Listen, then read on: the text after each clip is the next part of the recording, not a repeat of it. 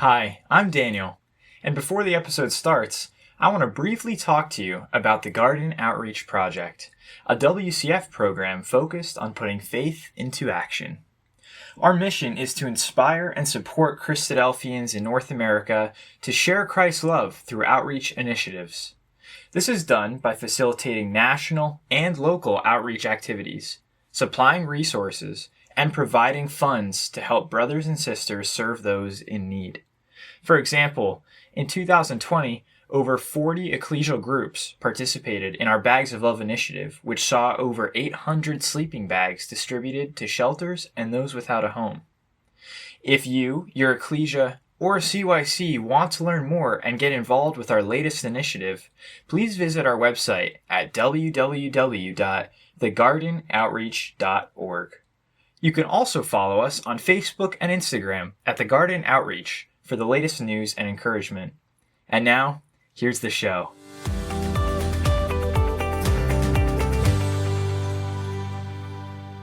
Welcome back to Little Faith. I'm here with Matt Colby. How you doing, Matt? Hey, Levi. I'm doing really good. It's a treat to talk to you. You and I have known each other a very long time. We've been in each other's weddings and everything. So I'm excited to talk to you about parenting and what we've learned over the last few months. Yeah. Oh man, what a crazy few months. Yeah, it has been. And for context, if anyone who has never met you, you're in Ontario, Canada. So we have had obviously a different experience, at least starting that way, just because it's been very different. I would say like now is very different, I guess. Like the first year was very different, but the last 6 months has been different between the two of us. Yeah. Yeah, it's been a while, and our families got together just like before the pandemic, like the Christmas holiday right before the pandemic. Our kids were playing together. It was really nice. And that was like one of the last big vacations that we went on before everything changed. Yeah. And so you have two kids. How old are the boys now? Yeah, Jack and Jude. Jack is 4, Jude is 2, and they're very different from each other, but they're both a handful. Like they're both kind of fearless explorers, and they have this very intense relationship with each other. So they're either mortal enemies or they're best friends at any given time, and it can change on a dime. But Jack is very bold and just charges right in, very intense. And Jude is more introspective and just watches what happens to Jack and then comes in with a safer approach. But yeah, they're a ton of fun. And also, I'm sure they've taken like a decade off the end of my life.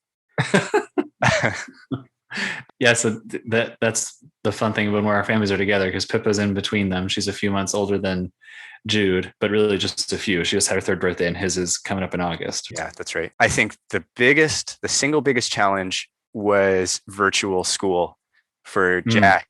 Like Jack had just in September started his first year of kindergarten. He's in JK. And it's so weird. His whole reality, he thinks that going to school means wearing a mask. It's never been anything else for him, because from the very beginning, when he first went, that's when he had to start wearing a mask every day.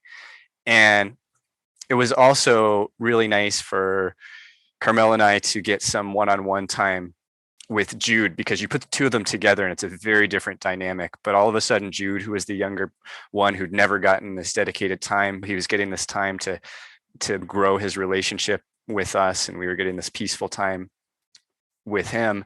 And then at a certain point, Jack had to learn from home.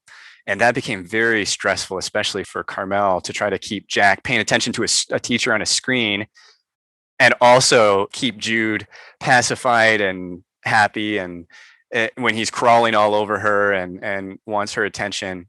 And I think at the same time, Carmel has really benefited from having a therapist. But at the time, right, coinciding with that time, her therapist went on maternity leave, who, if you have a relationship with a therapist, it's, I think, very hard to transition. That's funny. Somebody who knows you and everything about you. And at the time when she needed it the most, she all of a sudden lost that touch point.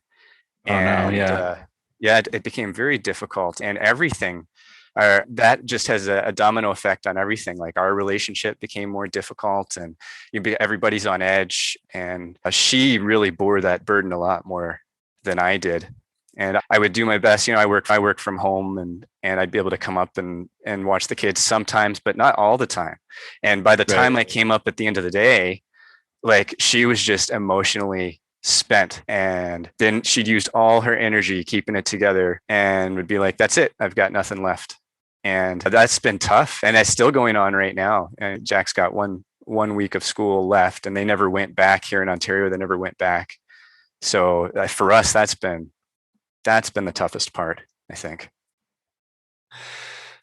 Yeah, that was on my list here to ask you what's been the hardest part. So I think I've been so thankful that Pippa's not been old enough to have to manage a remote education. That's been such a challenge for so many families, because I just think it's just a very rare kid that's going to excel in that format, and it's so draining from the parent. That's a big macro point, but I think everybody's learned like the real primary purpose of like public education is actually childcare. Like far and away, everybody's said that. The secondary purpose is actually educating kids. That is such an incredible challenge. What was hard is, because I'd be in the same boat. I feel like when I was done working, I would come out of the office, and then there's a lot of pressure to take over for a while to give Jess a break, which I think is, maybe always true, even in normal times. But now that we're a lot more opened up, and Jess and Pippa have a lot more activities out of the house. She comes back to the house, and Jess actually has more energy because she's not just been in the house all day. Right. Like when it was just the three of us all day in the house, it gets to be 4:00 and I come out of the office, she's done. Like she's played every trick in her bag to hang out with Pippa. So yeah. Do you have, I don't know if you have, again, I've spent time with Pippa, and she's so amazing and so well behaved. It was such an eye opener to me to be like, oh, some kids are very different from my kids. But like we have this good cop problem where Carmel has had to be the bad cop over and over again. She feels like that, and she has had to be that person all day. The kids, we've started to see them, I think, see the effects of this being shut in as well. When we're able to get back together with people, just the pure exhilaration on our kids' faces as they're just like running around with other kids and stuff. But the frustration at home, and our kids, and Jack especially, has been really getting on edge and yelling more than he used to. And Carmel having to try to have model behavior for him and set those boundaries for him. And she has to be the bad cop all day. And then I come up from work, and of course I miss them because I haven't had to do that all day. So I come up and I'm so happy to see them, and I'm the good cop, and I come in and I'm just a hero because I haven't had to deal with them all day. And she's not the kind of mom to say, when your dad comes, you're going to regret it. It's kind of that old school parenting style. She just doesn't put that on me. She deals with it in the moment. But then we've got this good cop, bad cop problem. I'm always the good cop, and she's always the bad cop. And that's something I've tried to change. Like if I come up and I sense the vibe, this like it's on edge, then maybe I try not to be the good cop so much. I try to get right into that. Okay, I got it. What was the problem here? Yeah, let me get on the case. Yeah, let me help establish the boundaries. I think the weekends I take over like the primary care role a lot more than I think we expected. And I think again, it's probably it's hard. It's so hard to tell. I mean, so much of my parenting experience is in pandemic times, right? So I don't know if that would have happened. Saturdays would have been my day outside of the pandemic as well. But like Jess is just so, has not had any time to do like computer stuff, like answer emails or catch up on her, even texting on her phone.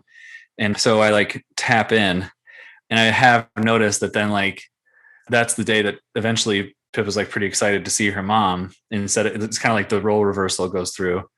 I feel like I have a good day because like, I know that what I struggle with is like feeling like it's just been constant for 3 years. Am I even a capable parent? Which is funny. Like I trust Jess so extremely because she's a fantastic mom.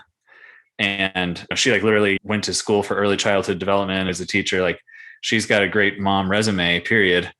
And I'm like, can I even manage a whole day by myself?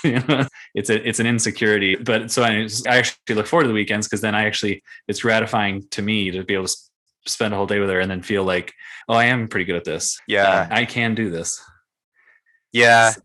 You were good at it. I've seen you in action. I remember when we stayed with you, I don't know if you still do this, but you get up with Pippa every morning at 6 a.m. and you have one of those like 3-wheeled running strollers and put her in there and just go for a run. I don't know, for half an hour or something every morning. We still run sometimes. She's less into it, but I'd bribe her into the running stroller with snacks now, which is funny, but she's so cute in there. She's like a princess in there. She's like, all right, now run for me. Yeah, I like to feel the breeze. Go faster. She likes it. She gets into like a Zen place. It's kind of funny. She'll be talking to me or something, and then eventually she kind of slips into this like just chilled out mode when you're running, which I think has been really interesting. That is something that Carmel and I have found really helps, especially now, is the exercising. And Carmel pushed me into it. I'd always been a casual runner, but she for a long time has had an exercise routine, and she's like, I want you to do this with me. And so we've got this routine now where a few days a week, every single day of the week except for Sunday, one of us gets up and does like an exercise routine at home while the other one goes for a run. And we can switch back and forth. And the person who goes for the run has to get up a little bit earlier, but the person who stays home has to live with Jack when he gets up at 6 a.m. Exercise while Jack he'll walk into the room while we're doing an exercise routine. Like he has one of those clocks that turns green when it's okay for him to get up, because he even gets up earlier than that, but he sits in his room until the light turns green on his clock. And then he sort of strolls into the room as I'm exercising and talking to Jack. It's like plugging into his stream of consciousness. It's like a hitchhiker getting picked up, and you got to kind of directly connect to his train of thought and catch up. He's not gonna ease you in. Like wherever he is in his thought process, he's just gonna pull you right in. Right. So yes, that exercise routine is so key. It's just really critical to make that time and get outside when you can. Yeah, like it gets rid of all those jitters you get from being inside, and I think it's helped both of us in the mental health department when we needed it a lot. Yeah.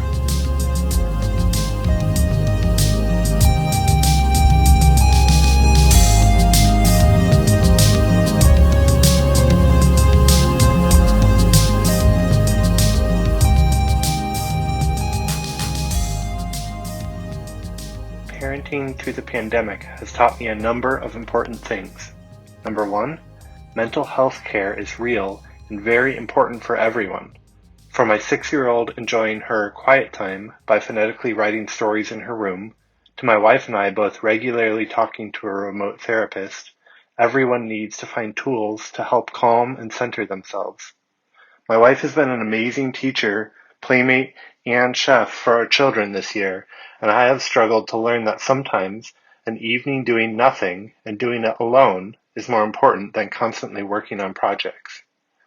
Number two, I have learned that routine is important. In 2020, we read over 300 books to the kids, mostly library books. The structure of reading a story before bed greatly helped the kids in settling down for the night and was something to look forward to. Number three, I have learned that one-on-one time is necessary for both parents and kids. Just a quiet evening for my wife and I watching the Great British Bake Off, or spending a Saturday afternoon with one of our kids exploring a local Civil War battlefield helped settle our nerves and strengthen bonds. I was able to start teaching our kids how to play the piano this year, and their individual lessons for 20 minutes every week was so beneficial for them and for me. Hearing their progress and pride when they learned new music brought such joy to my heart. And finally, number four, I learned that working through disputes as parents is always difficult. We had to learn together, agree on child discipline, resolve frustrations, decide who's cleaning the kitchen, and remember to encourage and show our love to each other daily, all while spending nearly every waking minute within earshot. Parenting through the pandemic taught me that creating bonds with my children and spouse is so important. It's the day in, day out interactions that make you who you are. From playing Little Bear board games to participating in a rousing round of sneak and peek, it's these memories that will last. I learned that with the right spiritual, physical, and mental tools, you can build a strong family no matter the circumstances. What are some highlights of the last year and a half, like caused by the pandemic?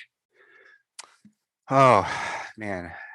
We've gotten a lot more time, like one-on-one time with our kids than we might have otherwise. We've had to really face, I think, some challenges head on that might not have emerged in the way that they had without the pandemic. And Jack and Jude in their relationship, like our kids in their relationship with each other, they've really just had each other at a time when they really are craving interaction with their peers, with kids their own age. As turbulent as the relationship is, they're best friends. And Interesting. we've been along for the ride because, we've all been in this house, just sailing along together in isolation.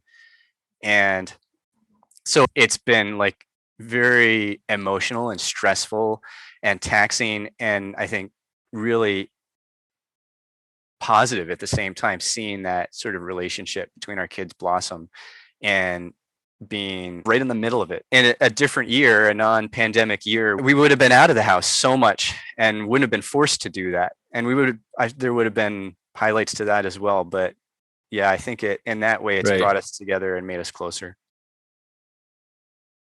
Yeah, beautiful. Yeah, I think the time has been a blessing, just like recognizing how busy we are normally. I like what you said, that there still would have been special times under a normal schedule. There's a park near our house, the park that's down the street, and there's a big field there. And for the first couple months, the playground equipment was actually closed. Yeah. Which was that, like, probably Pippa's only real hardship during the pandemic. Right. But there was a couple times I convinced her, like, we got in this little run where I would say, hey, let's go and just run in the field. And we'd go up there and take our shoes off and just run around in circles. And I laugh at that memory because it's like, I literally got to like frolic in the field, like with my 2-year-old daughter. That was like our actual activity. And I wonder if in some ways my like relationship with my daughter is peaked like during the pandemic, or like we just had, a really, really, really lovely moment or times as well. Yeah, I love that. And again, a moment that was created by the situation that you would have been doing something else, but you had to, that was an escape. That was an escape that you saw and you took it together. Yeah. That's pretty fun. Yeah. But our kids are like constantly pushing against the boundaries, as kids will do. It feels like our kids do it more than most, especially Jack at this age. And you get this sense that he needs to find a boundary, right? Like he gets upset if we don't put that boundary down and be like, no, okay, you've reached the point where you've got to go sit in a timeout or something like that. But I think the pandemic has added like a real physical boundary to that list of boundaries, like our yard and our house is now a real physical boundary, and more he's pushing out against it. There's a passage in the New Testament at the end of Galatians 3. You'll recognize it. It's Paul talks about the purpose of the law in the Old Testament. He says the law was our guardian until Christ came, and then now faith has come and we're no longer under a guardian. And that guardian it was actually a cultural thing. The word means like it was a family slave at the time who was responsible for the education of a child. And that slave would be responsible for making sure that they went to their classes and did their studies and came home and did their homework. And it was responsible for that child right up until the point where that child, and usually in this culture, it was a boy, until the boy became a man. And as soon as that happened, the child no longer had to follow the rules of that. The slave no longer had any power over him. But right up until that point, he had to follow those rules. And Paul describes God as a father in so many places. In this place, when he uses that example, it's almost like he's talking about all of humanity. And humanity was like this child growing up throughout history, throughout hundreds of years, until Jesus came. And when Jesus came, that was the point when we were supposed to have grown up. Like all this time, we're like children growing up, and generation by generation, God slowly revealing a little bit more of himself to us, because we're not capable of taking it all in at once and understanding it all, to the point where Jesus came. And this is when we become mature and when we grow up. and we don't need those boundaries anymore. But as a whole species, the whole human race, God sees us like one child growing up. And there comes a point when we don't have to follow those rules anymore, because the whole point was that law, those boundaries that we give our kids, it's just to lay a foundation for a life where you know how to make good decisions. And then when the kid Right. leaves the house, you hope that you've laid that foundation so they're going to go out and make good decisions. You know, they don't have to stay within those boundaries that you set for them anymore, but you've taught them right from wrong. You've given them the tools to make it on their own. And Yep. I feel like the kind of the pandemic has, in a very physical way for kids, you know, as for us who are parents, is made it so much more obvious. Those, you know, it's put a boundary in that we can't cross, a real physical boundary. Yeah, that's a fascinating kind of concept. I think that I've been thinking so much about this, and I think this is just a general kind of parenting lesson. You also have to be firm, and you have to have this discipline side, but that stops at some point. And that's interesting. Like, this is only a period of time. And that's what you're saying. It stops at the same time. Like, at some point you have to stop disciplining your kids. And we're years away from this, right?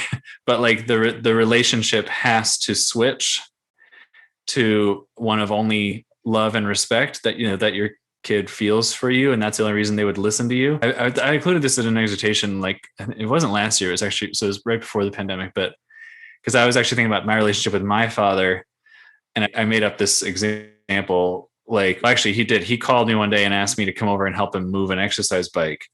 And I said, yes, like gladly, I'll be over there. And I remember on the drive over thinking it would have been funny if I said no. And then he was like, I'm going to spank you. You know, Yeah. Because my parents spanked us when we were growing up, and that was what they did. And I was one of the kids that, like, I probably got spanked twice because I hated it and reacted. I was just so afraid of it, whatever. And I adjusted that way. It's an immature relationship that we have with God if we're still following him out of fear. And I want to have, and like, but this is the right relationship with Pippa, that she knows I love her, but also has that quote unquote fear. And Right. Thankfully, we actually haven't spanked Pippa yet. We haven't had to. Like, she responds to other discipline tactics, but still we take things away or we put her in timeout or whatever, and she cries and is sad or whatever. But like, she has to respond to that. Eventually it grows to this place where you just have to let him go. And the relationship can only come out of love, which is a really fascinating type for us, I think. Yeah.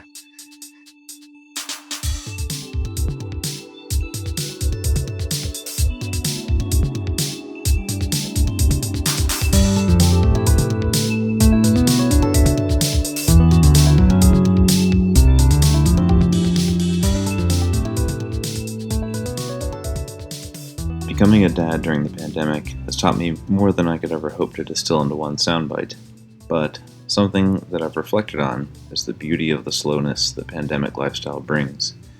Because of lockdown, I was able to have extra time at home with my wife and extra time with my son.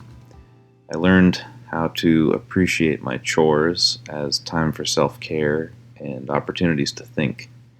I learned how, even in the slowness, the precious time with your little one evaporates as fast as ever.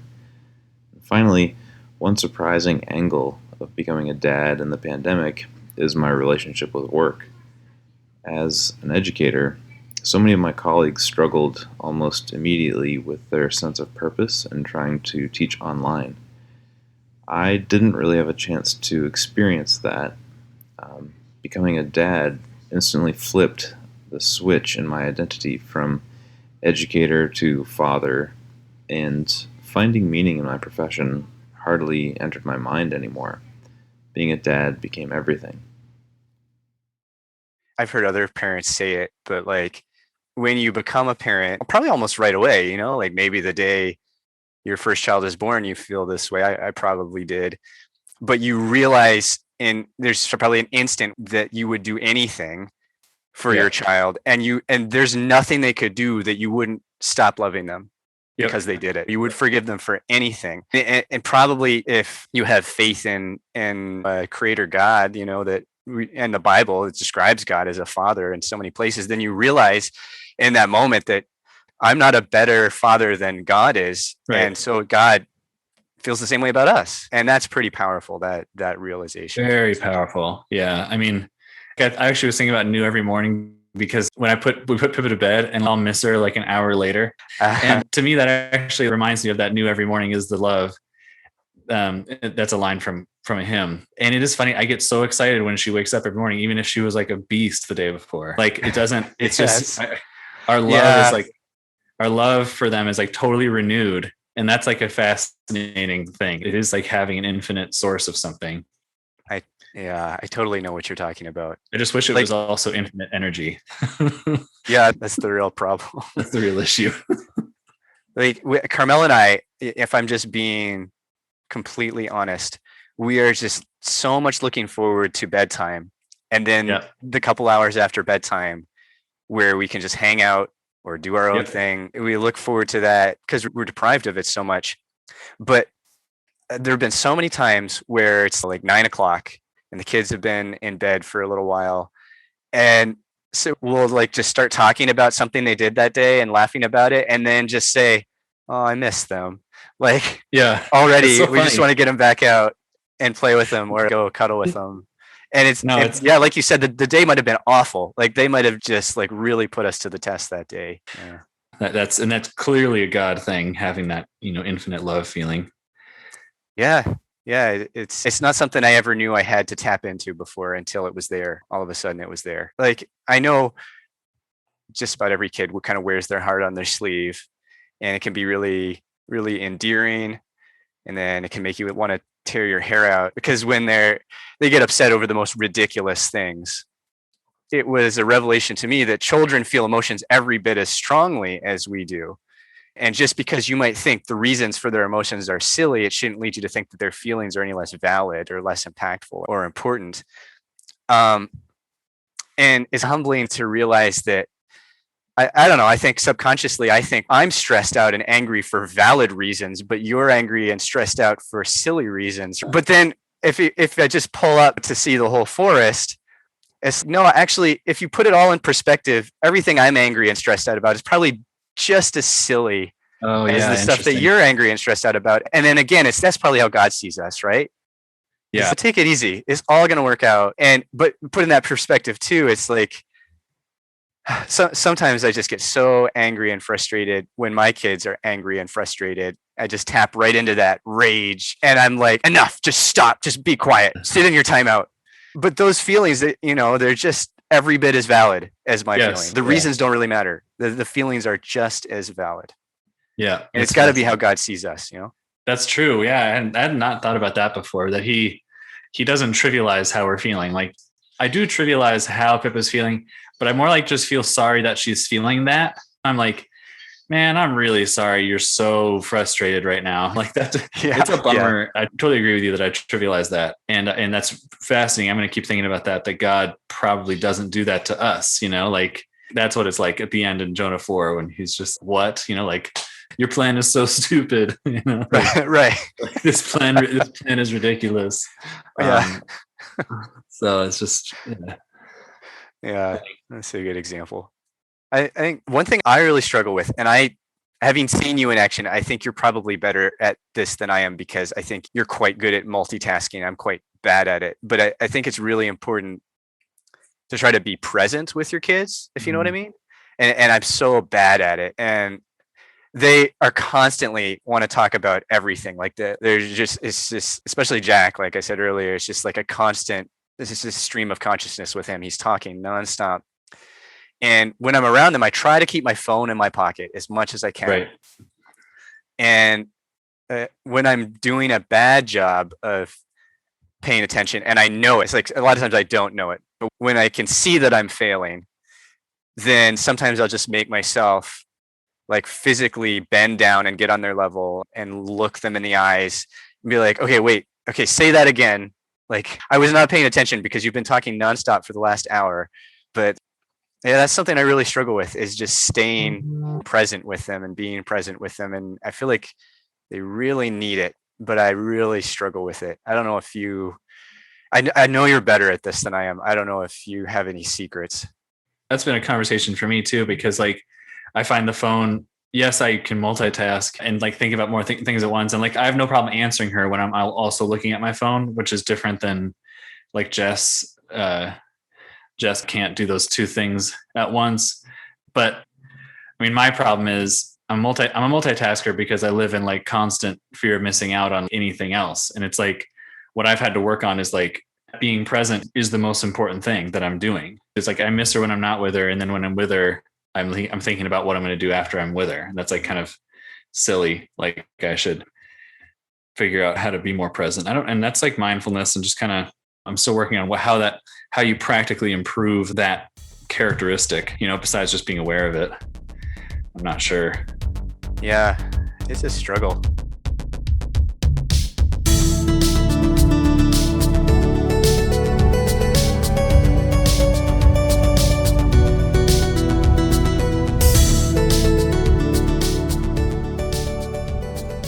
In response to the question, what has parenting through a pandemic taught you?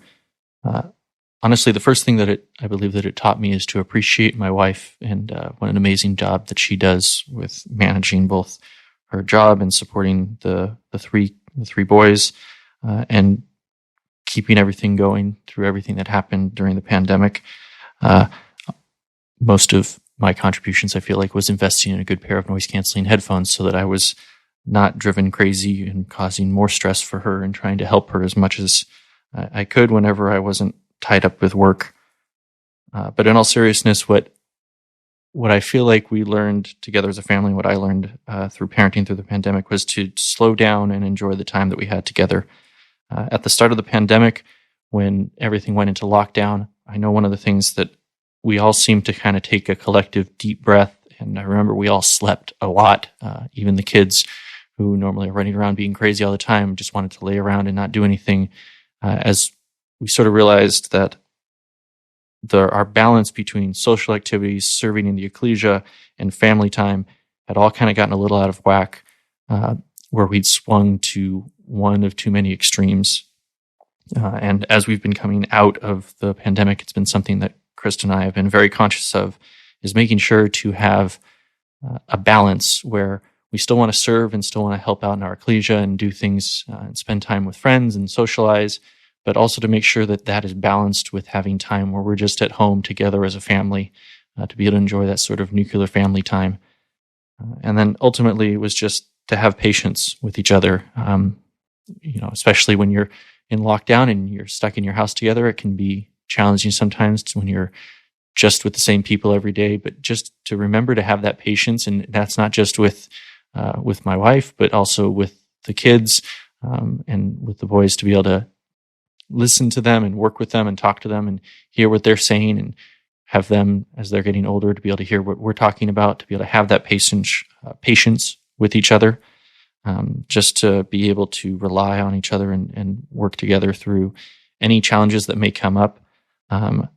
I know in some ways it wasn't the case for everybody through the pandemic, but for our family, we actually found the time together as a family to be a bit of a blessing, to allow us that time to reset and refocus, and kind of remind us where our priorities should be, and not to let things get skewed out of whack.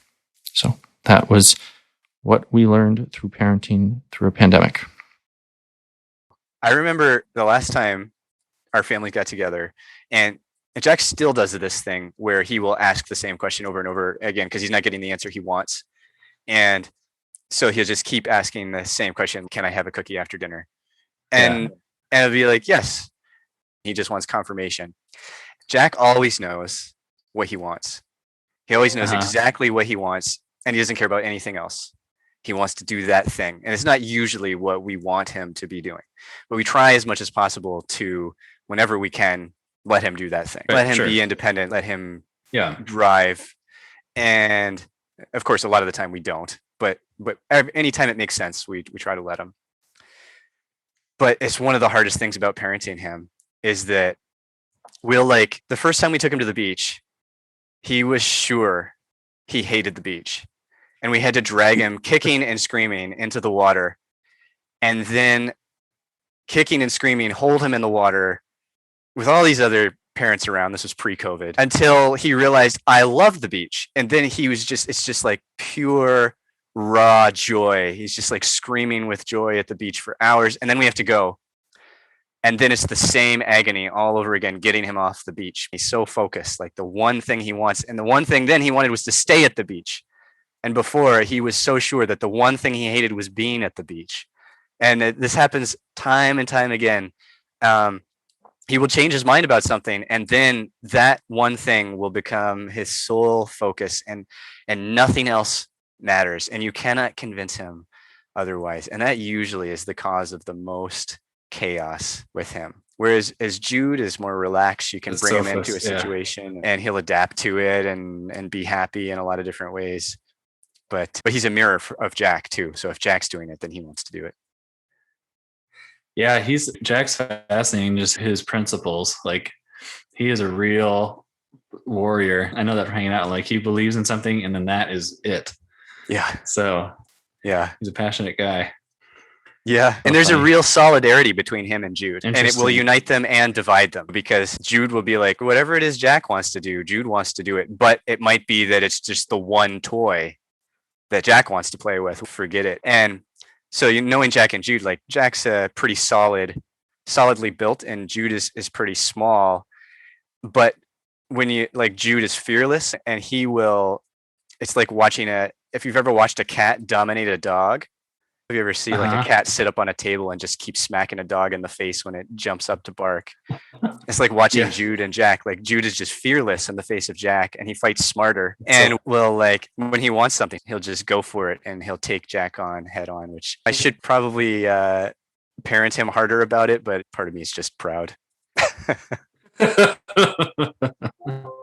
I think if we can just steer them in the direction of wanting to look like God, because it's as simple as that, like, instilling that one sort of theme in both of them, that through line.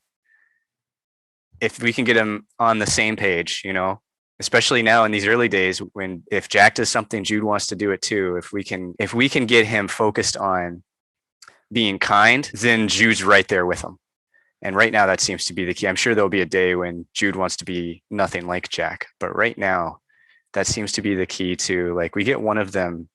If we can model this one godly trait for them and then get Jack to take it on, then Jude will do the same thing. Like, Jack will be his model. Yeah, fascinating. Yeah, we have such a responsibility. I think about it all the time, just like to make them kind. Kindness is one of my goals. Kindness and confidence. Right, two goals for Pippa. Like, how do you? But kindness, especially when you have to teach and model. You already said the word modeling. You have to do it for them to imitate it. Yeah. That's one thing I've been looking forward to, the pandemic ending and restrictions loosening, because you really need more people in their life for them to model, for them to use these behaviors on. That's a funny thing. Like, there's only so many times you can tell Jack to be kind to Jude. It's like, you need more live test cases. That's right. And like, there's some things I'm just not very good at doing, like things I need to improve on, and I need another role model in there. That's right. He needs to see more examples from more people. Yeah, that's a good point. Doing the right thing, because some things I'm just not so good at, and Carmel's not so good at. And I'm also saying that Jack needs more opportunities to do the right thing outside of your family, school and church and Sunday school and stuff. Like, that's interesting to me too. Yeah. We just went back to our church for the first time. There weren't that many people because we have limited capacity. It has to be like 15% of the building capacity is allowed there right now. But there were a bunch of other kids that are his peers, that are his age, and like, just, I say his, I mean, they're like, but they really are a unit. But just seeing them, each of them kind of attaches to one particular older kid as well. And just seeing that happen is really special. Like, seeing them attach themselves to an older kid and follow them around. That's a powerful example too, that then I'm never going to have that kind of influence in that unique way as a cool older kid who's taking me under his or her wing, Yeah, so totally. There's people, like, that's one thing that's been interesting is Pippa clearly attaches more to 5, 6, 7, 8-year-olds than kids her age right now. I think that's just a, time thing. Like, just three-year-olds aren't that good at entertaining each other. But yeah, it's just, so I'm so thankful for the families that we live near, and that the kids that she has in her life that will hopefully be good examples. Yeah. And I think that's one of the big things they've been missing, that just so excited to get back to. From church, yeah.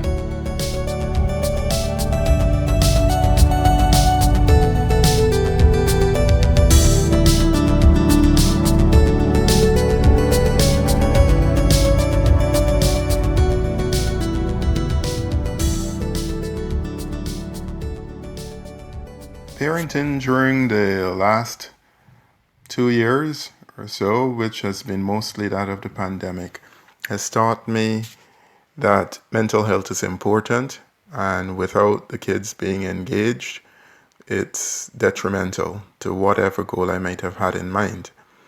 I look on them as being more of partners in moving them forward, rather than simply being someone who may want to impose my will. And during this time, I've had to realize that trying to simply impose my will would be detrimental. As such, I had to be patient and wait for them to get it. I had to realize as well that I simply don't have all the answers. It's quite unprecedented, and there was no real manual for me to get through this period. As such, it was necessary to be more of an encourager, a guide, and work along with them to achieve goals rather than simply enforcing my will.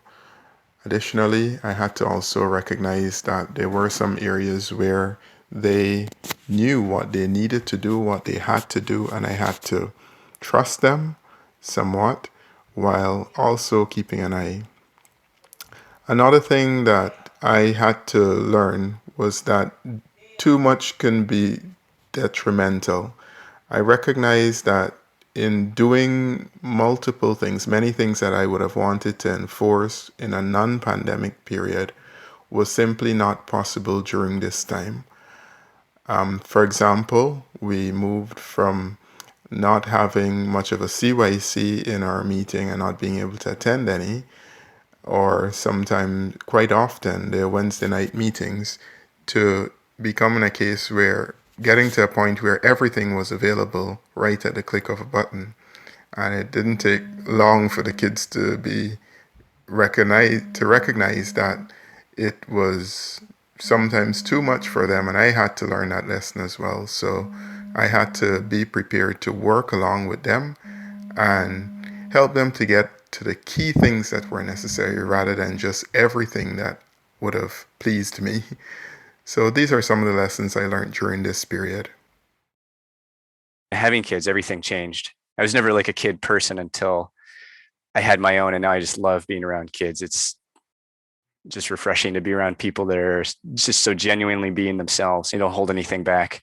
Yeah. I wish we could be more like that. I feel like that's my goal, is just to be more vulnerable around people. Those are the most interesting people. Interesting. Yeah, it's like the honesty somehow. Yeah. I've been working on vulnerability with Pippa. Like, it's just interesting. It's only happened a couple of times, but like apologizing to her is interesting. Like when I've messed up or whatever, that's a really fascinating concept. Like just balancing the idea that you're human to your kids is, I don't know, but huge, critically important, and really part of the God conversation, because they need to learn that God is not me. God's bigger than me as well, and that I'm serving God too, and that I mess up and I make mistakes in God's eyes as well, and I say I'm sorry and all this. It's modeling, but it's just an interest. I don't think it's a standard. I don't know. It's not in my mind what like classical parenting is. Like you just never let them see you bleed, Yeah, that is very much classical parenting. But you're right.